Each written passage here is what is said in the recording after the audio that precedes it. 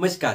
आजच्या व्हिडिओमध्ये आपण रेझिस्टन्स इन अ सीरीज आणि रेझिस्टन्स इन अ पॅरलल याची अरेंजमेंट करणार आहोत एका सर्किटमध्ये. आणि रेझिस्टन्सचा यूज नाही करत आपण, रेझिस्टरचा यूज करून रेझिस्टन्स जनरेट करतो आपण. कशामध्ये? तर सर्किटमध्ये.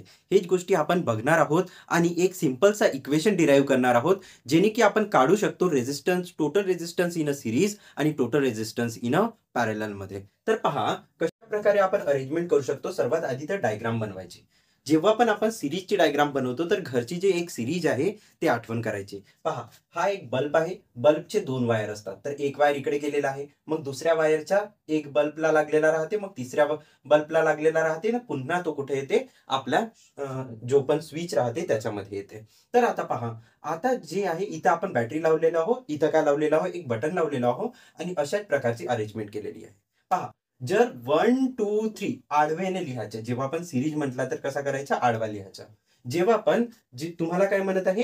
रेझिस्टन्स इन अ पॅरलल म्हणत आहे, तर 1, 2, 3 हे कशामध्ये काढायचे? उभे काढायचे. 1, 2, 3 अशा प्रकारचे काढता येतील. आणि तिघांना काय करायचं? जॉईंट करायचा आणि पुन्हा हे जशीच्या तशी अरेंजमेंट तयार करायची.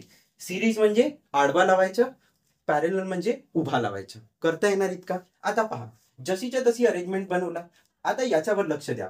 जेव्हा आपण सिरीजची अरेंजमेंट बनवतो तेव्हा करंट का राहते? फक्त एकच राहते. इथून पण तोच करंट पास होणार, इथं पण तोच करंट राहणार, तितकाच करंट, इथं पण तितकाच करंट राहणार, इकडे पण तितकाच करंट. म्हणजे मी काय म्हणू शकतो? आय प्रत्येक वेळी I equals to I1, I2, I3 हे सर्व काय राहतील? सारखेच राहतील. बट जेव्हा आय का राहते? सारखा राहते, तर या पॉइंटवर दुसरा जास्त प्रेशर लागणार, या पॉइंटवर जास्त प्रेशर लागणार. म्हणजे यांच्यामधला प्रेशर का राहू शकते? चेंज राहू शकते. का बरं? कारण की करंट का आहे? सेम आहे.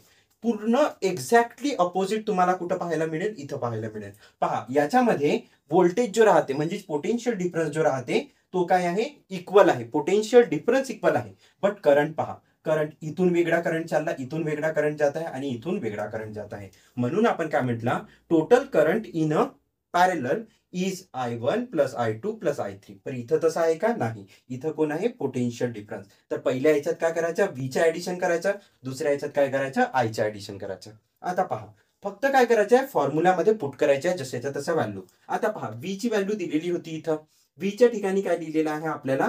आय आणि आर. हा आपण रिलेशन पाहिला होता ओहम्स लॉ मध्ये. ठीक आहे. तर हा वाला एक रिलेशन आपल्याला माहिती आहे. याचाच यूज करत आहोत. व्हीच्या ठिकाणी काय ठेवत आहोत? आय आणि आर. दिसत आहे? I R, I R. प्रत्येक व्हीच्या ठिकाणी आय आर. आता हा व्ही कोणता होता? 1 होता, म्हणून R1, R2, R3. आणि तसाच हा काय राहणार? V R N, V N राहणार, तर आर एन लिहू. आता काय तसंच काय आहे? आता पहा, सर्व जागी आय आय आहे आणि आयची व्हॅल्यू काय आहे? इक्वल इक्वल आहे. म्हणून काय केला? आयला आपण कॉमन काढला आणि सर्वच्या सर्व जसेच्या तसे राहू दिला. आता आय आय दोन्ही ठिकाणी आहे, तर हा आय आणि हा आय काय होणार? कॅन्सल होणार.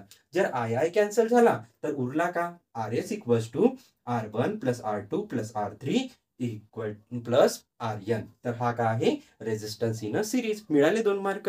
पटकन आहेत. आता पहा, resistance in a parallel. Resistance in a parallel मध्ये काय आहे? रेझिस्टन्सची अरेंजमेंट आपण पॅरलल मध्ये लावतो. पॅरलल मध्ये का बरं म्हणत आहोत? एक वर आहे, त्याच्यानंतर R2 खाली आहे, त्याच्यानंतर R3 आहे. अशा प्रकारे इथं तसा झाला का? पॉझिटिव्हच्या निगेटिव्ह, निगेटिव्हच्या पॉझिटिव्ह नाही, सर्वच्या सर्व काय होत आहेत? कंबाईन होत आहेत आणि सर्वांच्या पॉझिटिव्ह सारखा आहे. तशाच प्रकारे यांच्या निगेटिव्ह पण काय आहे? सारखा आहे. दिसत आहे तुम्हाला? त्याच्यानंतर पहा, इकडे लक्ष द्या. याच्यामध्ये काय आहे? V1, V2, V3 हे सर्व काय आहेत? सारखे आहेत. मग अशा वेळी इथं काय होता? करंट सारखा होता. इथं काय आहे? करंट सारखा आहे का? नाही. तर टोटल करंट हा I1 plus I2 plus I3 या सर्वांच्या बरोबर आहे. म्हणून काय केलं? आता पहा, आपण हा आय व्ही, जशा व्हीच्या फॉर्म्युल्याच्या ठिकाणी आय आर लिहत होता तशाच प्रकारे आता आयच्या ठिकाणी काय लिहू शकतो? व्ही बाय आर लिहू शकतो. का बरं? पहा, आर ला आपण कशामध्ये टाकत आहोत? व्हीच्या डिनॉमिनेटर मध्ये टाकत आहोत. तर I equals to V by R आला. आता पहा, सेम गोष्ट इथं लिहिला. आयच्या ठिकाणी काय लिहिला? व्ही बाय आर लिहिला. तर R V by R1, V by R2, V by R3 आणि plus plus plus I N आहे, तर व्ही बाय आर एन. अशा प्रकारे करता येणार. सोपं आहे. आता पहा, सर्वच जागी व्ही व्ही व्ही व्ही आहे, तर व्ही ला काय करायचं? कॉमन काढायचा. आता जसा काय आहे? इथं आय आय काढला होता, तशाच प्रकारे इथं पण व्ही व्ही काय होणार? कॅन्सल होणार. आणि व्ही व्ही कॅन्सल झाला तर आपल्याकडे उरणार काय? 1 by RP equals to 1 by R1, 1 by R2, 1 by R3 आणि 1 बाय आर्यन. अशा प्रकारे तुम्ही काय करू शकता, रेझिस्टन्स इन अ सीरीज आणि रेझिस्टन्स इन अ पॅरलल पुष्कळ जास्त सोप्या पद्धतीने काढू शकता. आणि जर इतकी गोष्ट समजली असेल तर व्हिडिओला लाईक करा, चॅनलला सबस्क्राईब करा आणि शेअर करा हा व्हिडिओ आपल्या मित्रांसोबतही. धन्यवाद.